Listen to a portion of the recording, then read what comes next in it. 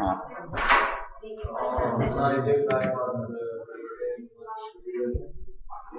shall we get rolling?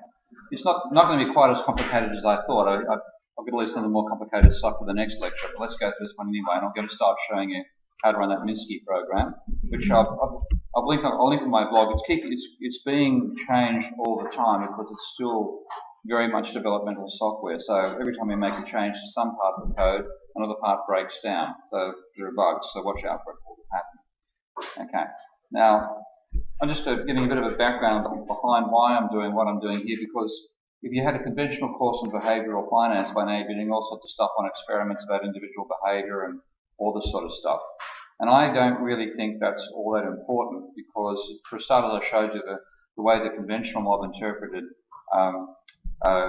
von Neumann and Morgenstern was wrong. They shouldn't have used subjective probability anyway. So it's an intriguing way of looking at how people cope with uncertainty, which is what they should see it as, is not irrational behaviour. And I think because people have gone from neoclassicals who try to build the whole thing up from one individual, methodological individualism, and say they can build a model of the macroeconomy that way, and they fail because of the whole issue of emergent properties once you talk about interactions between agents.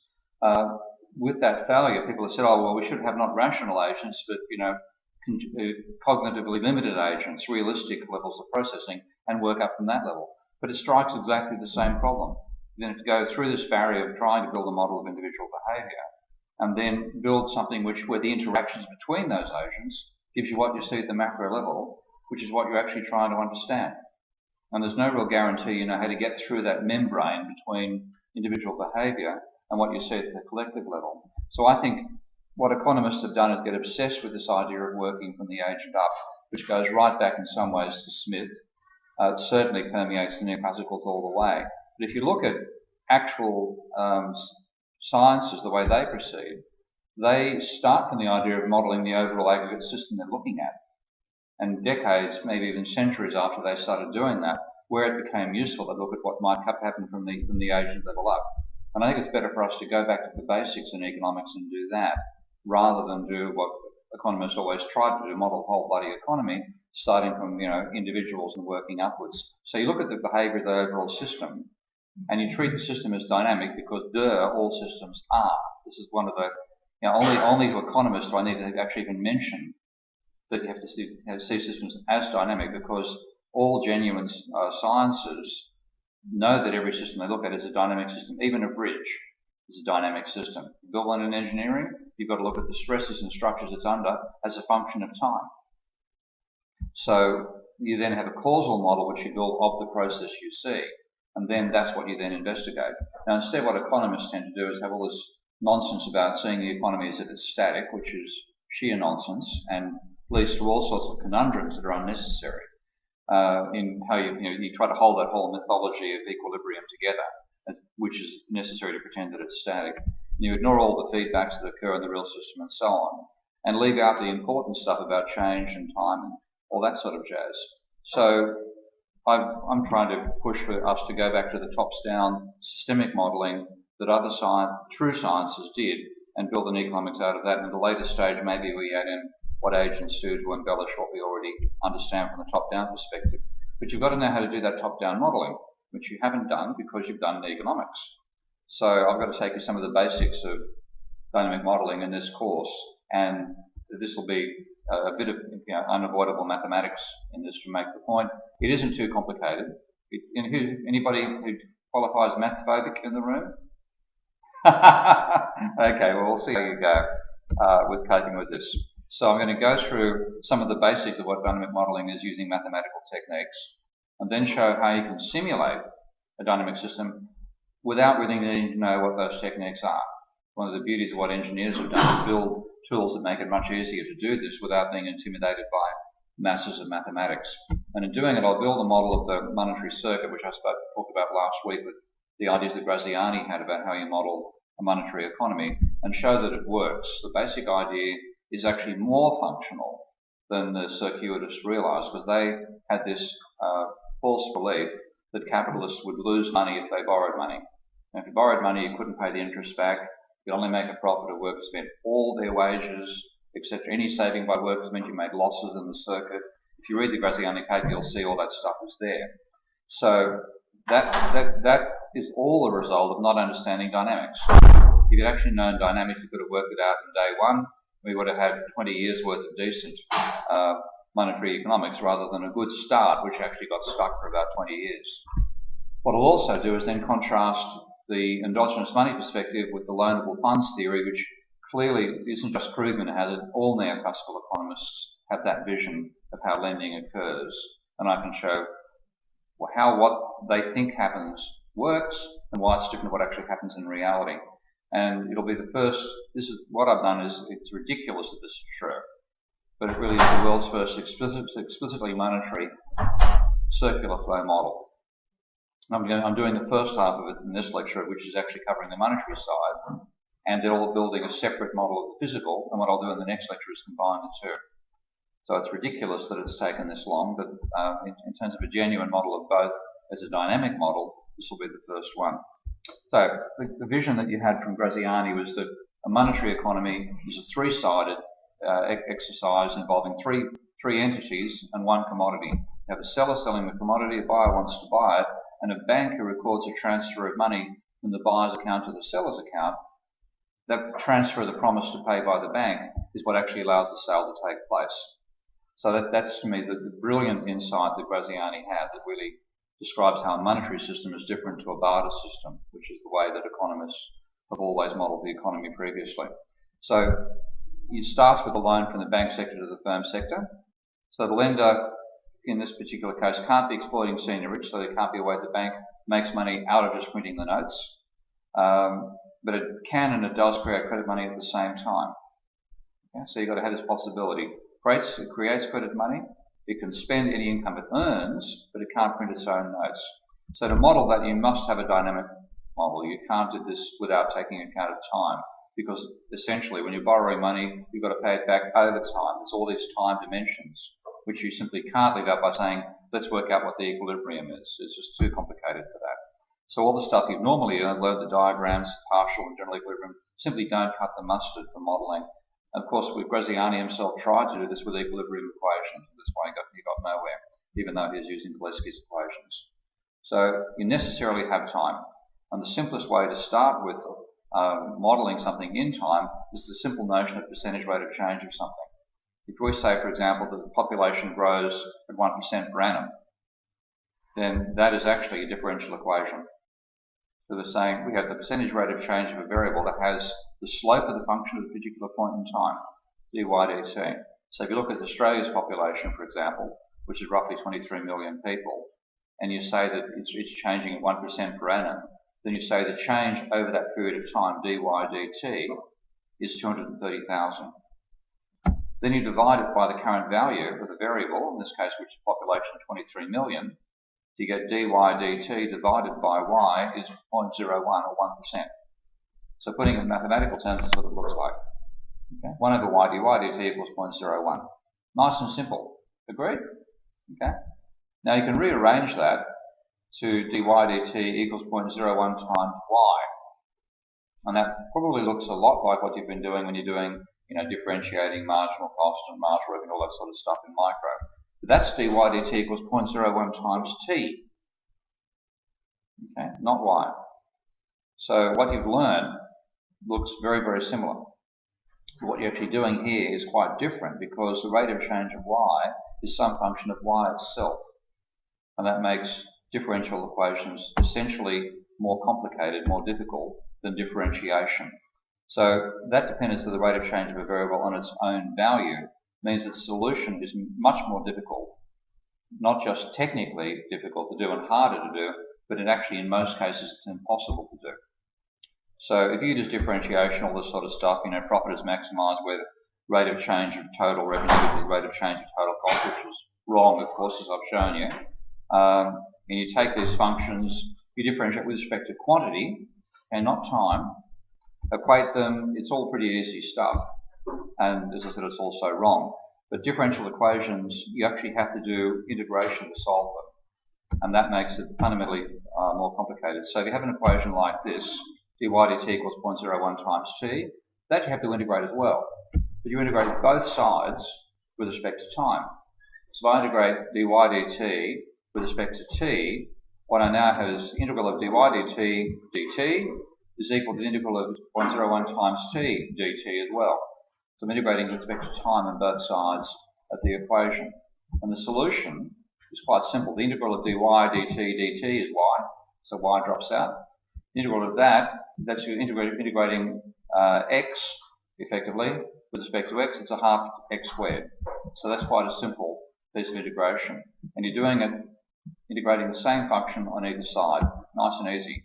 But to solve that equation, I've got to rearrange the terms. And when I do, I get dy over y equal 0.01 times dt. I've got a dy on this side of the equation and a dt on that side. So to actually solve it, I've got to integrate the left-hand side with respect to y and the right-hand side with respect to t. So two different variables have to be integrated. There's a technical rule under which that actually works. But what that means is, pardon me, it's not just more difficult, it's actually frequently impossible. And if you do a course in differential equations, you'll learn a very simple set of conditions that show that most differential equations cannot be solved. I'm not saying that they're really hard to do or you've got to be a top-class mathematician. They are simply do not have an analytic solution. So all the sort of stuff economists are used to doing, you're thinking they can differentiate this and get a form for that, blah, blah, blah. When you work in dynamics, you realize you can't get a solution. So this simple one can be solved, of course. Let's go through it. You've got 1 over y, dy dt equals a. So that's percentage rate of population change or whatever is a per annum. Now, you rearrange it first of all, put a dy over y equals a times dt. And you then integrate with respect to y on one side and t on the other. And what you get out of that, the integral of dy over y is the log of y. The integral of 1 over something is the log of something. That's the way it's actually defined, in fact. So the log of y, and this is quite a simple, you're just integrating a constant with respect to time. So you're going to get a times t for time plus another constant of integration coming out. All okay so far? Okay. Once you've done that, you take exponentials to get rid of the log over here. And what you then get ultimately, you get y at time t will be the exponential e raised to the power of a times t plus some constant. And you can then use the rules of exponentials to separate out those two bits. And you can replace e raised to the power of c with another number constant. So that then lets you work out an equation to describe what value y will have at time. And if you feed in what's the value of y at time 0, well, time 0 is when you begin your analysis. So if you were looking at, say, population of Australia over the next 100 years, then your t equals 0 would be 2012. If you feed in the population of t at 2012, call that t 0, and then we're looking at, say, what it's going to be like in 100 years' time.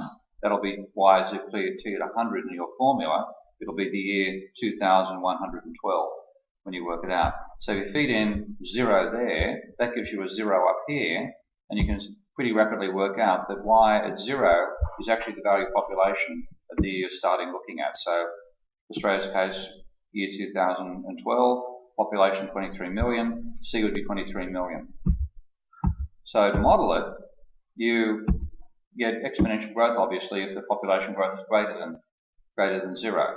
If you had Japan's situation, that'd be a negative, in which case there'd be a decaying population over time. And that also applies to things like radiation or those. Now you get much more complicated models than that, and they're also interrelated, so you can have two variables, and more than just two, that depend upon not only their own values, but also the value of the other variable. So you get quite complicated relationships coming out of all of this, and they're all essentially functions of time. Now, I'll give you an example of, the simplest example of that, which is a model of interacting populations, which is called the Lotka-Volterra predator-prey model. Anybody heard of that before? Do you have? A bit of it. I'm going to go into more detail on it now and where it came from. So what it was seeing was there was, again, starting from empirical data, this model was first derived because a mathematician called I think it was Volterra, observed in the data of catches of fish off the coast of Italy a strange change in the number of sharks and fish, the ratio of sharks to fish in the catch. And it was all to do with the fishermen being conscripted to fight in the First World War, so there were less fishermen taking place. And there was a change in the ratios. And he then talked over the mathematician Lochter to say, well, how can we explain these cycles? And the data, also, there are other examples where you can find it. You have to find, to get a really pure example of it, you need to find some area where there are two populations that are pretty much the only ones that interact. So there's this classic data about hares and lynxes in Canada, where they find this sort of cyclical population in the hares and lynx. We're talking absolutely, upper end of Canada, frozen territory. There's only one prey with one predator. And those are the cycles that were found back in the 19th century for the numbers of hares and the number of lynx. There's some sort of cyclical pattern there. You can see that they're, going up and down, slightly out of phase with each other. And those are readings 2 years apart, so it's a bit chunky, that particular bit of data. So to get this model, you start off and say, let's look at sharks and fish now, which is the way it was discovered in Italy. And if you have no sharks, you can just assume the fish population will grow smoothly. So you have exponential growth for the number of fish. So exactly the same equation I've shown you beforehand, but I'm using F for fish now. Rearrange it, integrate with respect to F on one side, time on the other. Solve it, take exponentials, bang, you've got exponential growth formula for the number of fish. And if you feed in a set of numbers for that, as I've done here, let's say the percentage rate of growth is really low, like 2% per annum, which is more a human population rate of growth than fish. And you start with 100 fish in year 0, then 100 years later you're going to have 700 fish. Simple exponential growth. And you can do the same thing for the sharks. But of course the argument here is the sharks are going to starve to death in the absence of fish. So they're going to have a rate of growth of percentage C, but C is going to be negative. So if you map what the fish do, the sharks do over time, and they've got a really low rate of death there, you're going to have a negative trend. Okay, so that's what they look like in isolation. But of course they interact. And so you can say, what's the simplest possible way of saying how they interact? The simplest thing is to say, well, the more sharks there are, the more likely the fish are going to get eaten, and the simplest possible thing is just a constant.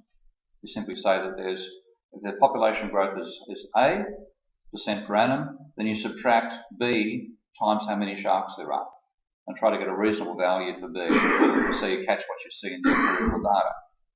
So you just add in the extra term here saying percentage rate of growth of fish is A minus a constant times how many sharks there are.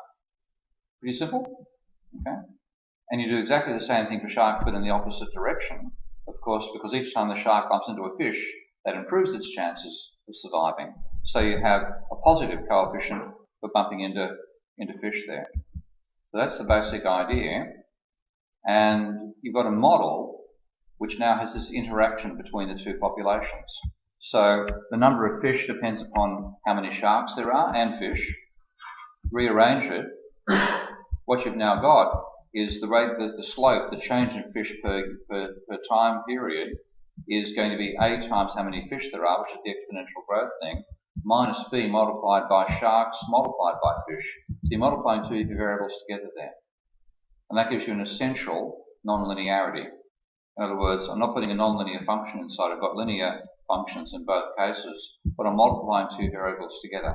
Now that takes you completely outside the realm of the economics you've been taught so far, which is a great tragedy, but I'm going to try to make up for it in one lecture. So that's your equation. Now you take a look at what's going on there. There's your number of sharks, and there's your number of fish, interacting equations. Now you can still solve this, and it's harder to do it, and I'm just showing you this to show it actually is possible to solve at this level, because if I go one level beyond this, let's say I take into account the fact that the fish have to eat something as well, so the fish have got to eat seagrass. So I'd have fish, the actual bottom level prey in that case would be the seagrass. The fish eat the seagrass, and the sharks eat the fish. That's three equations. It'd be a similar sort of dynamic to what I'm showing here, but that equation cannot be solved. That takes it one level past where it's even possible to make a solution. We've known since 1899 that an equation with 3 or more interacting dynamic elements to it has no solution. That was proved back by a guy called Poincaré back in 1899. So let's just work through this one though. The first thing is to use the trick that 1 over f times dfdt is the differential of the log of a function. That's the straight simple rule of mathematics. If you differentiate the log of something, you get 1 over something, because that's the result of differentiation, multiplied by the slope of that with respect to time. So you use that rule, and I can therefore say that this equation, 1 over f dfdt, is saying the differential of the log of the function is a minus b times s. So I now have to rearrange the dt, take the dt over the other side, and I'm now saying the differential with respect to the log is the same as this multiplied by dt. So I integrate with respect to f on one side and t on the other, and this then returns the log of f. This one gives me a linear equation, a minus b times s multiplied by t. If I then take exponentials of all that, I'm now saying the number of fish will be whatever they started out with, f at time t, will be whatever they were when you started doing the measurement, multiplied by e raised to the power of a minus b times s all times t. And the same sort of thing applies when you do it for sharks. You get a similar equation for them. So again, you've got that same correlation. The number of fish turns up as part of the argument for the shark equation. The number of sharks turns up part of the argument for the fish equation. That sort of interaction. That's the last level you can actually do. If I include, seagrass, whatever else, I can't do anything more. But of course, mathematicians aren't satisfied with being unable to solve something. Since they know they can't get a analytic solution to most problems, they've built tools to do numerical solutions. And engineers have made them even easier to use, because engineers, being inherently lazier than mathematicians, that's going to annoy some people, but that's deliberate, find ways to do things much more easily again than the mathematicians did. So if you look at how a mathematician would go about it, they'd say, let's work out some parameters derived from what we see in the real world. And like you might have an annual population growth of 100%, and each shark reduces the rate of growth of the fish population by 10%. The shark death rate is 100% per annum, and each fish adds 0.0001 to the survivability of the number of sharks. Then you work out your equilibrium. So if you actually do it, you get a little paradox here. The equilibrium value for fish depends upon the parameters of the sharks, C and D for the shark parameters here, and vice versa. The equilibrium number of sharks depends on the parameters for fish. That's one of these classic things that shows the degree of interaction that gets involved when you start looking at interacting dynamic processes rather than the usual equilibrium stuff of economists. Now, economists would stop at that point, and that's the end of the story then. That's how many fish and sharks you'll have. No, it ain't. You simulate it. What you find is, even though there's an equilibrium there, the equilibrium is unstable. It never reaches equilibrium unless it starts there. And notice, I showed you that chart earlier, the links. Okay, the populations are always cycling. They're not random events around equilibrium due to exogenous shocks, which is the way neoclassical economists would examine data like that. It's actually an inherent cycle, a causal cycle. And that's a commonplace thing in dynamic systems. Most of the time when you look at a dynamic system in its raw form, before you try to bring any control on top of it, it'll be far from equilibrium at all times.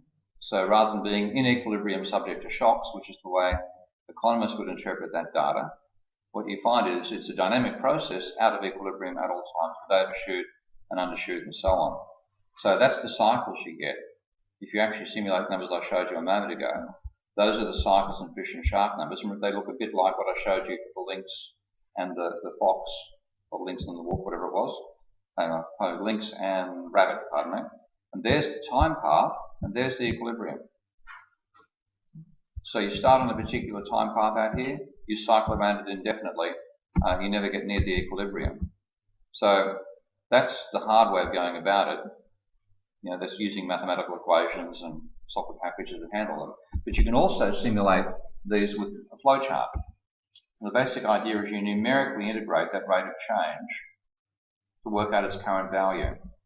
And you tie together a whole lot of numerical integrations with different systems that affect each other, and you've got an overall model. So looking at that population growth model, if say population grows at 2% per annum, then I can write that as, in mathematics, as 1 over PD dt equals 0.02.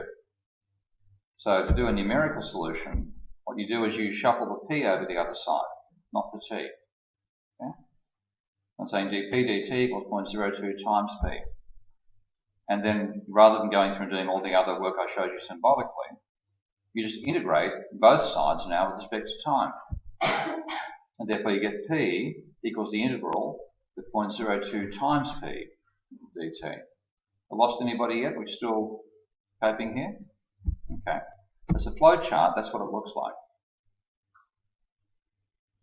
And it might look a bit strange, but it's actually the same equation written backwards, because let's take a look at each of the bits. I've got p on one side, with what I'm trying to get the answer to. There's p over there. There's the integral block, and that little thing down there does numerical integration for me. Pardon? Oh, bloody hell, pardon me. Yeah. Thank you. There we go. Right. Yeah, so there's the integral block. I've got the 0.02, there's my constant there. Times p, that's the times element. And there's p. So it's exactly the same equation. And if you feed in an initial value, you can generate a prediction. So I'll show you that using Minsky. Once I pop to the next slide, I'm not quite certain what that's doing it in another package, which is a commercial program. Extremely simple. This package retails for $2,000. This is my open source alternative. And if all it could do is what I showed you a moment ago, it wouldn't be worth developing, okay, because there are packages that do it much better. But let's take a look at what you need to do to use Minsky to do this. This is the palette for Minsky, and this is the tools you can place on the palette, or palette. What do you guys pronounce palette? Palette. Okay, I thought I might be getting it using a different expression. So I want an integration block, and I bring that down here. Once I've clicked on it, I can drag it anywhere on the screen. Click once and it'll stay there. And then if you either right click or double click, let's try right click here, edit, and I'll change that name to P for population and give it a value, say 23. I'm not sure how the program will handle large numbers. Let's make it 23 million. There's an implicit million there. Population starts at 23 million. Now you right click and choose copy the variable, and I can drag it over this side. And then I want a constant, which is going to be the rate of growth of population. So I click on constant and just make, I'll just leave the label A for that. And let's say that's 0.02, so 2% per annum. And I'll make it something I can change, say, between, let's say you've got a possibility of a falling population as Japan has, and up to like a maximum rate of growth like you might have seen in China some years ago. Pop that there, bring down a multiply block, bring down a graph, and wire them all together.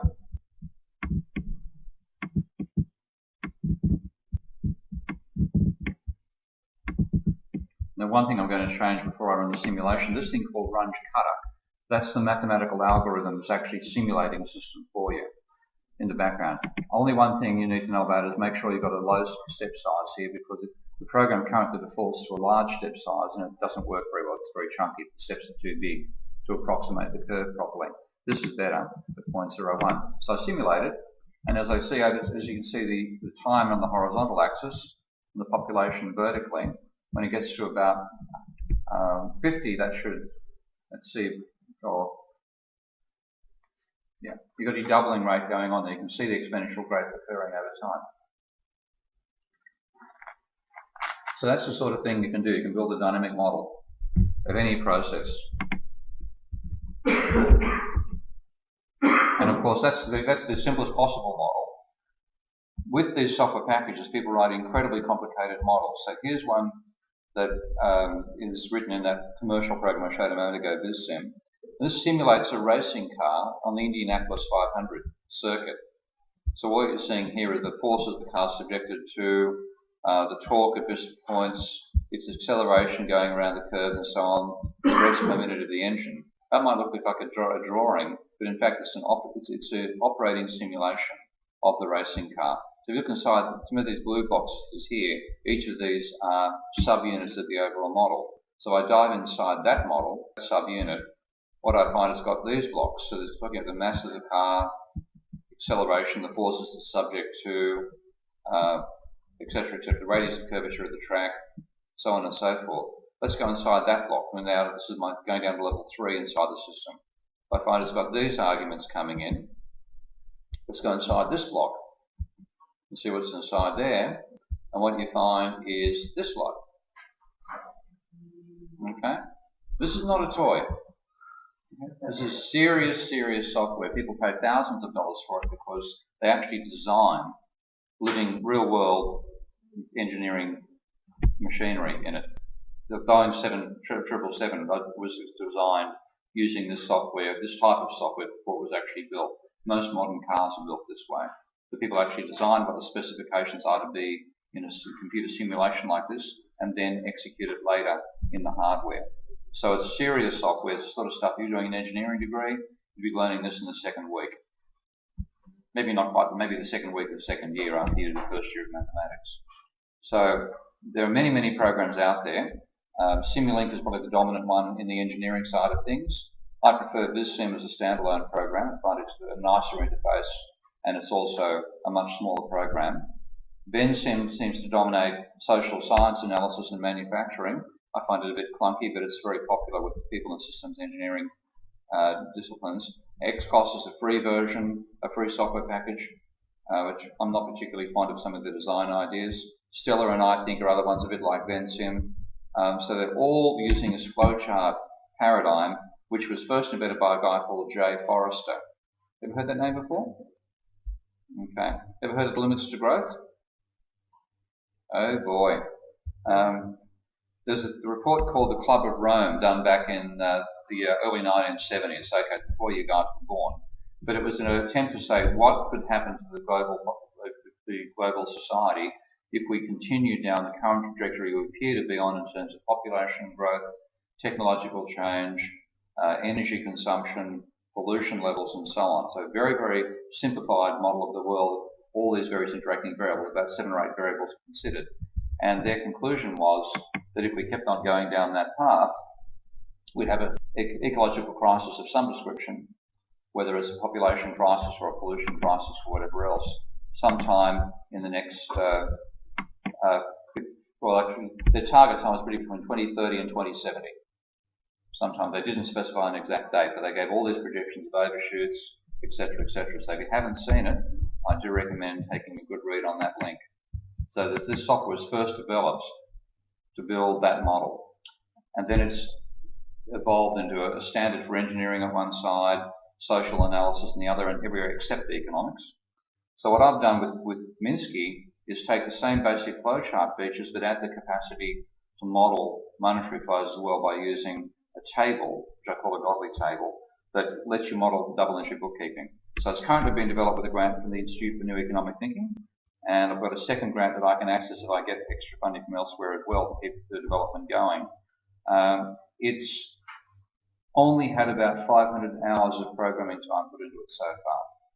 And to give you an idea of what that means, you've all used Microsoft Word, okay? You know how to change fonts in Word, okay? How do you change fonts in Notepad? Well, you can't change fonts in Notepad, okay? You can't have one font which is Korean and another part of it, the text is going to be Times Roman, because it just simply doesn't support that, it hasn't got the feature. So in some senses, what I've got for Minsky right now is like at the Notepad level of sophistication, with the target being the Word level of sophistication further down the track. So it's got a long way to go, but I'll show you the basic idea of modeling that fish population model using Minsky. And I'll use, rather than using population, I'll use fish. Let's start there, and I'll just, I might as well, I'll actually start with a new model. So I'm now going to have my first variable is going to be fish here. And I'm going to give an initial value of 120. I'll just go back to the slideshow to see the constants that I used. So I'm just going to be trying to build the first part of this equation here to begin with. And the parameters I'm going to use, because I mentioned beforehand, the equilibrium number of fish is determined by the shark parameters, and the shark equilibrium is the fish parameters. So I'm going to use those values there. I'm just cheating so I can actually see them. Let's just move that. Okay. So I've got my A for fish is going to be 2. So I right click, choose copy the variable, drag it over here, click on a constant, make it A and give it a value of 2. And I'll just leave it as a constant at this stage. And therefore I multiply that and bring the graph down to see what happens. Wire it up.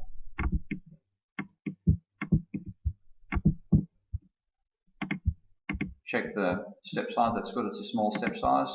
Simulate, and away you go. Same thing I've shown you beforehand. Okay? That's the exponential growth there. Now if I actually bring in the sharks as well, let's just make a bit of space for the sharks.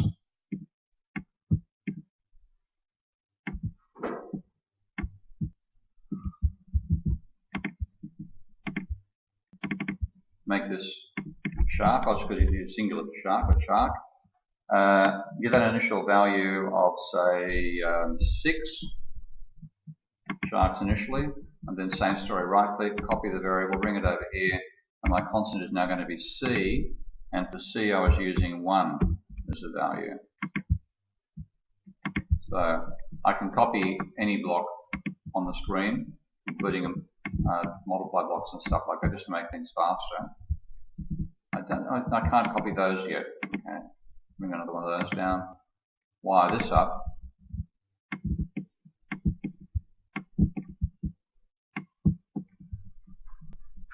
And simulate it, stop it and simulate it. And I've got the wrong value. I've got C as a positive there. There's 2 ways I can change that. I can change it to -1, which I'll do. Stop it and do it again. And then I've got exponential decay of the number of sharks. I can also, which I think is a better way of showing it, that we haven't yet implemented what I want to have here. I'd actually want this to be able to bring down a minus sign and make it invert, like just negate the negative the number.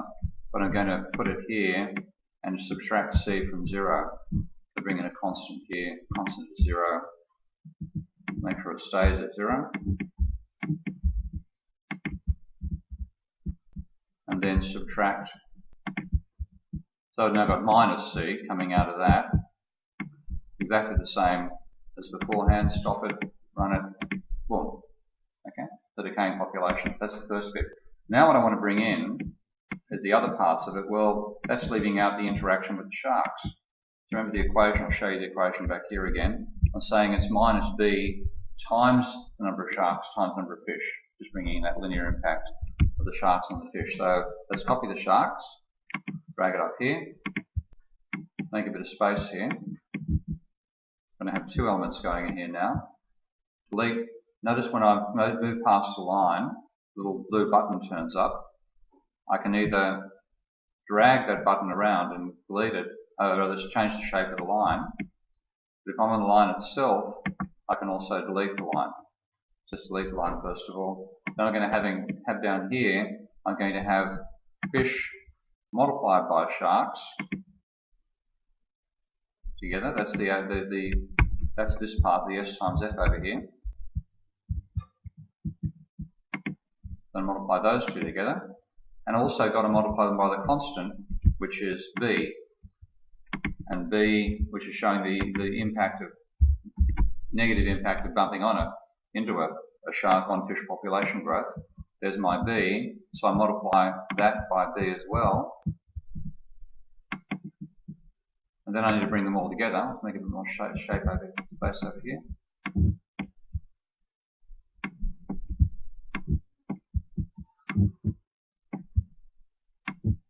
I need to subtract this from the rate of growth of fish. That's my overall equation. Let's just wire it all up now. So that's the original population growth. Interaction of fish and sharks multiplied by the constant. Subtract that from the rate of growth and wire it up through integral again. And I'll stop it and go back and simulate. And so far, not much of a change, because I'm not including the impact of the sharks eating the fish on the shark population. They're still falling away and ultimately get back to much the same situation again.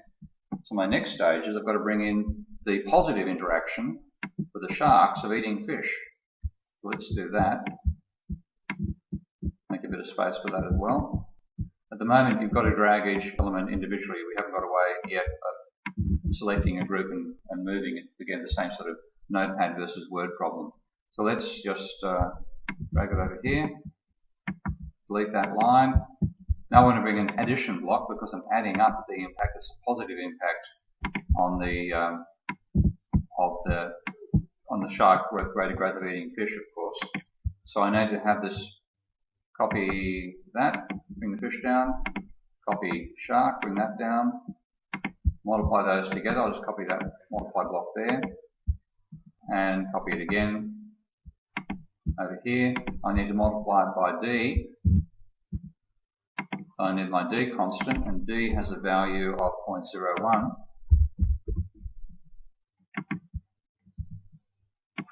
And then I'm subtracting it. I've already got the subtraction block there. Let's wire that up. So fish times shark multiplied by the positive interaction factor for the benefits of the sharks of eating fish. Wire that up, and let's simulate. And you get cycles. Okay. And then if I put rather extreme initial values in there, obviously. But if I now do another chart, and this is one of the nice things about the program, I'm trying, as well as trying to match what the current programs can do, I'm trying to beat them in terms of how to do graphics as well. So here's a little, it's very hard to do what I'm about to show you, or not hard, but it involves a menu command to do it in one of the other programs. I'll just bring the labels over here. So let's bring over fish, copy it, hang on,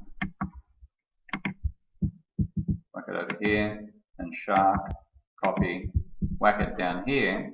I'm now going to attach the fish numbers to the top input on the y-axis and the shark numbers to the top input on the x-axis, and go back and simulate it now.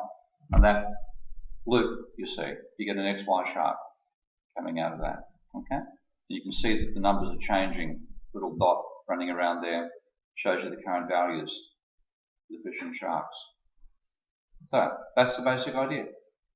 Not bad? Okay, let's stop that and I'll just save that one. Again, it goes to a poor default folder for saving. I'm just going to put it in rapidly and call this block vol and come back and we can use it later. Okay, so that's the basic idea of doing dynamic modeling. A lot more fun than supply and demand diagrams, isn't it? Pardon? It is rather. So what you get out of it, of course, is an unstable equilibrium. Okay, when you run it, as I showed you, you never reach the equilibrium. So the whole idea that you can stop at saying what the equilibrium is and move on to the next topic shows how little economics knows about dynamic systems in general, which is a great pity. Actually, sorry, there's a post this week by a lovely post on a website called Naked Capitalism by saying an anthropologist or a philosopher describing economic theory as being shamanistic, like the shamans are the medicine men, and they do incantations and cause the rain to fall. Well, he's saying that's pretty much what Ben Bernanke and co are doing with the quantitative easing. And he got knocked by a guy called Nick Rowe, who's a fairly prominent Canadian neoclassical economist, saying you better really learn, before you write this stuff, you should learn about, individual equilibriums and multiple equilibria and equilibrium processes, blah, blah, blah. And I went to write it, didn't actually get saved on the site, but it's saying, Nick, before you write this sort of stuff, you better learn about the stability of equilibrium, because you take it for granted when it simply isn't the case. Yeah, and that's what they do. Let's now go on from this to modelling endogenous money. That's not a bad point for a break. Let's take a break here and come back and roll on from there.